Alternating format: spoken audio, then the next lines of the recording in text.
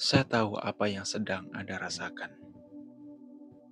Anda masih menyimpan harapan bahwa suatu hari dia akan menghubungimu. Setiap notifikasi masuk membuat Anda deg-degan. Berharap itu dia, tapi kenyataannya tidak ada apa-apa. Dan semakin Anda mengejarnya, semakin Anda terlihat kecil di hadapannya. Namun anehnya, ketika Anda berhenti peduli, justru dia mulai mencari. Mengapa itu terjadi? Apa yang bisa Anda lakukan agar tidak terjebak dalam permainan ini? Halo semua sahabat Ulan TV, kembali lagi bersama saya.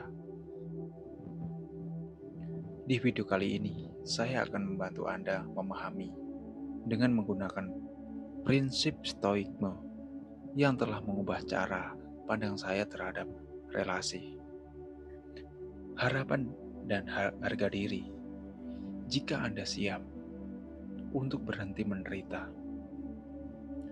dan mulai kembali berdaulat atas diri sendiri, tonton video ini sampai akhir video. Tapi sebelum kita mulai lebih jauh, tekan tombol subscribe untuk membantu channel ini terus tumbuh. Bagian pertama, apa yang terjadi saat Anda menarik diri? Ketika Anda selalu bersedia, Anda tidak lagi menarik. Anda menjadi seperti televisi yang menyala terus. Tapi tidak ada yang... Saya pernah berada di posisi itu. Memberikan segala perhatian, waktu, bahkan harga diri, hanya demi seseorang yang tidak benar-benar peduli. Tapi ketika saya menarik diri, ketika saya tidak lagi muncul di DM atau di story, saya melihat perbedaan besar. Diam saya membuat gelisah, dan itulah titik baliknya. Karena ketika Anda tidak bereaksi, Anda sedang menunjukkan kekuatan yang sebenarnya. Bagian yang kedua, keheningan Anda lebih bicara daripada kata-kata. Di dunia yang penuh notifikasi, keheningan Anda adalah kejutan. Saya tidak mengatakan Anda harus memanipulasi, tapi saat Anda benar-benar berhenti memberikan, reaksi diam menjadi cermin bagi dia untuk melihat apa yang hilang. Stoikme mengajarkan saya untuk tidak terikat pada hasil. Saya tidak bisa mengendalikan apakah dia akan kembali, tapi saya bisa mengendalikan bagaimana saya merespon. Dan itulah satu-satunya hal yang penting. Bagian ketiga, apakah Anda benar-benar siap untuk melepaskan? Pertanyaannya sekarang bukan lagi apa dia akan kembali, tapi apakah Anda siap untuk tidak membutuhkan dia kembali? Saya menyadari bahwa selama ini saya menyandarkan nilai diri pada kehadiran orang lain.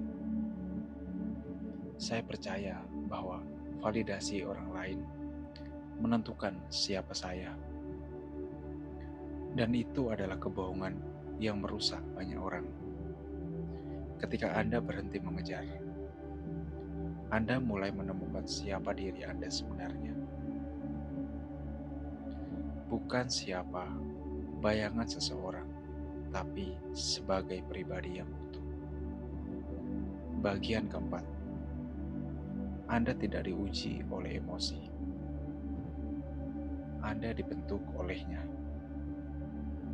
Saat seseorang membuat Anda marah, sedih atau frustasi, dia sebenarnya sedang memberikan Anda peluang untuk memilih apakah Anda ingin menjadi reaktif atau tetap bijak.